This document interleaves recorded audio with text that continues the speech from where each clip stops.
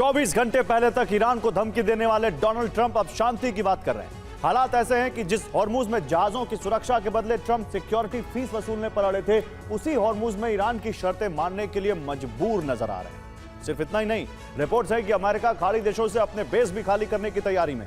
अब सवाल उठ रहे हैं कि क्या ईरान की शर्तों पर युद्ध विराम ट्रंप के पास आखिरी विकल्प है, और क्या युद्ध के बाद ईरान अरब के खलीफा के तौर पर स्थापित हो चुका है? इस रिपोर्ट में देखिए।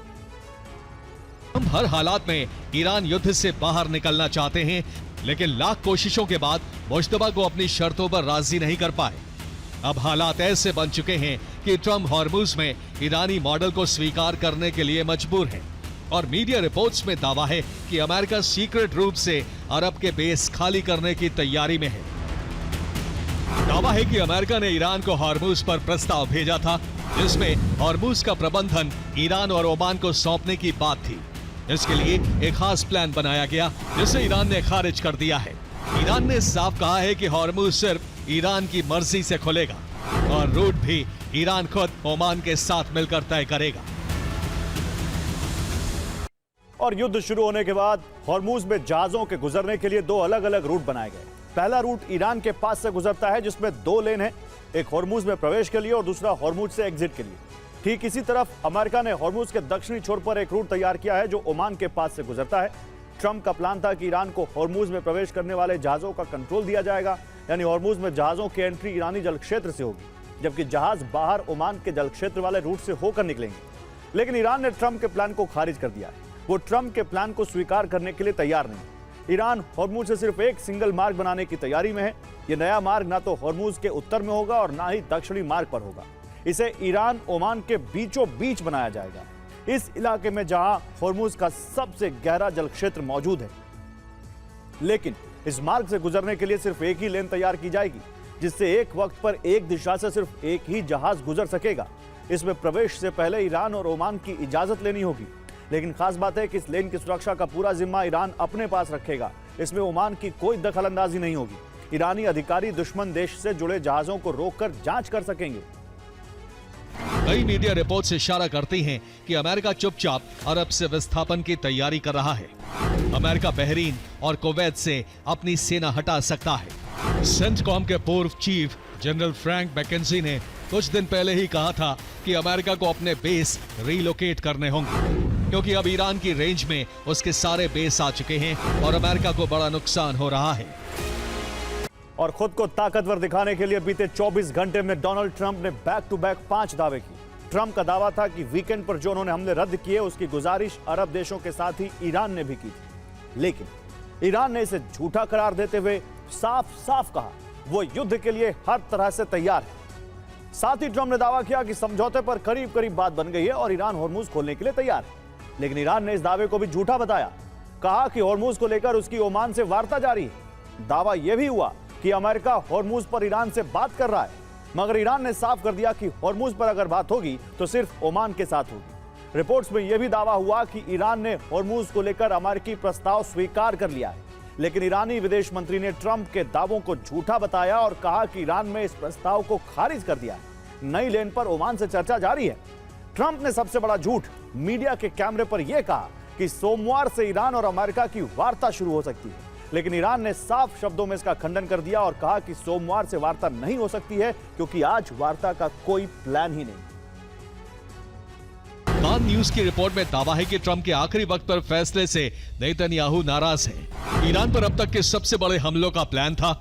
इजराइल को हमलों की जानकारी अमेरिका दे चुका था। नेतन्याहू ने कहा है अप्रत्याशित फैसलों से ऑपरेशनल प्लानिंग पर असर पड़ेगा।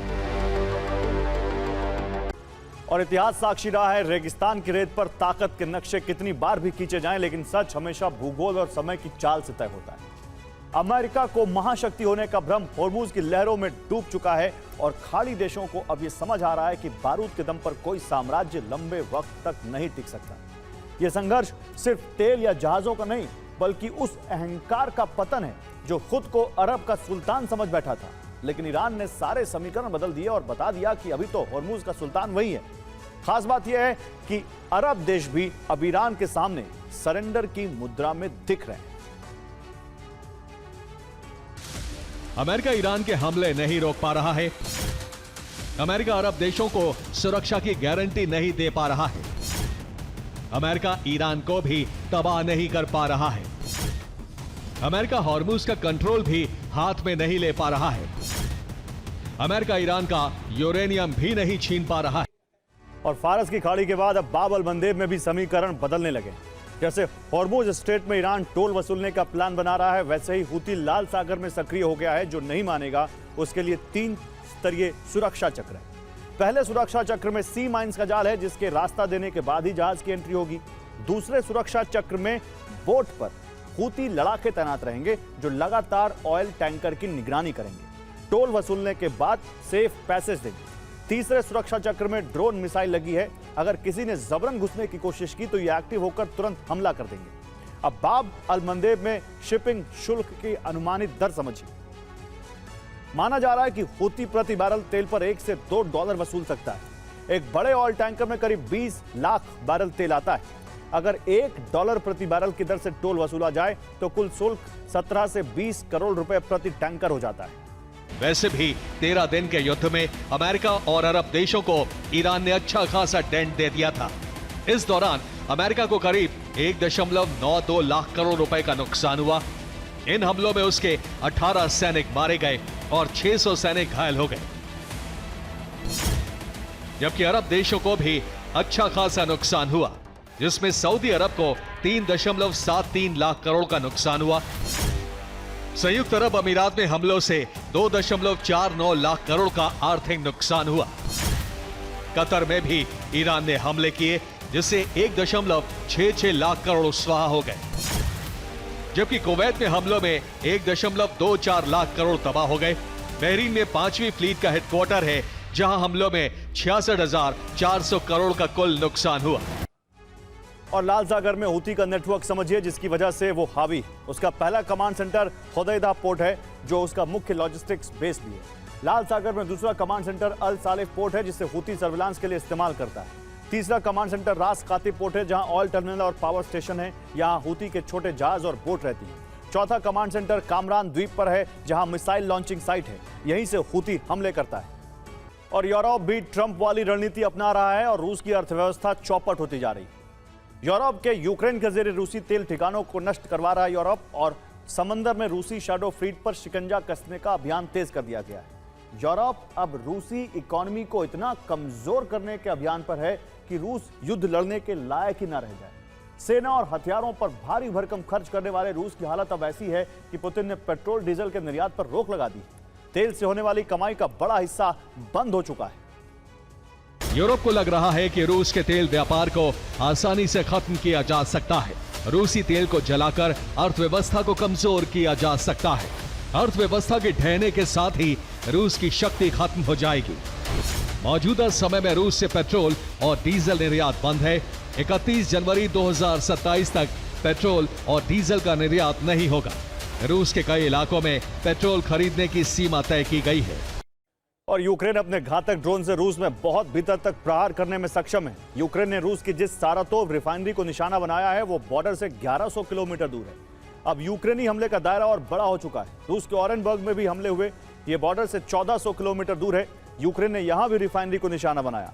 ओर्स्क रिफाइनरी बॉर्डर से 1500 किलोमीटर दूर है। यूक्रेन यहां भी हमले में कामयाब हुआ है। यूक्रेन के ये हमले रूस के लिए नई चेतावनी है। यूक्रेन ने रूस की 80% रिफाइनरी को निशाना बनाने की कोशिश की है। रोस्टोव रिफाइनरी पर हमला हो चुका है। इसके बाद रोजनिफ्ट रिफाइनरी पर हमले हुए। Lukoil refinery, Kuibyshev refinery, Syzran refinery, Taneco refinery, Kaluga refinery, Tula तेल डिपो, सारातोव रिफाइनरी, वोरोनिश तेल डिपो, क्रास्नोदर रिफाइनरी, एंगल्स तेल डिपो, फियोदोसिया तेल depot, Ust Luga plant, Samara तेल depot, Proletarsk refinery, Kalach na Donu refinery, Omsk refinery को Ukraine अब तक निशाना बना चुका है। इसमें से कई रिफाइनरियों में काम पूरी तरह से बंद है। यूक्रेन पर हमले के दौरान ड्रोन रोमानिया तक पहुंचे। रोमानिया को सुरक्षा के लिए फाइटर जेट भेजना पड़ा। रोमानिया से 2 F-16 विमानों ने टेक ऑफ किया। रोमानिया में रूसी ड्रोन से कोई धमाका नहीं हुआ। रूस ने एक नई एयरबॉर्न ब्रिगेड बनाई है। सैनिकों की तैनाती बढ़ाने के लिए युद्धाभ्यास की तैयारी है। बेलारूस और रूस के युद्धाभ्यास को बहाना माना जा रहा है। और बेलारूस में युद्धाभ्यास को बहाना माना जा रहा है। दावा है कि यह रूस का नया फ्रंट हो सकता है। बेलारूस में सितंबर में युद्धाभ्यास होना है। अभी तक की जानकारी के मुताबिक 30,000 सैनिक इसमें हिस्सा ले सकते हैं। युद्धाभ्यास में हाइपरसोनिक मिसाइल को शामिल करने पर बात हो रही है। दावा है कि इसी बहाने बेलारूस में रूसी सैनिकों और हथियारों की तैनाती की जाएगी। बेलारूस में युद्धाभ्यास से लिथुआनिया डरा हुआ है, क्योंकि लिथुआनिया और बेलारूस की सीमा 679 किलोमीटर लंबी, यानी एक बड़े इलाके में अपनी सुरक्षा लिथुआनिया को मजबूत करनी होगी।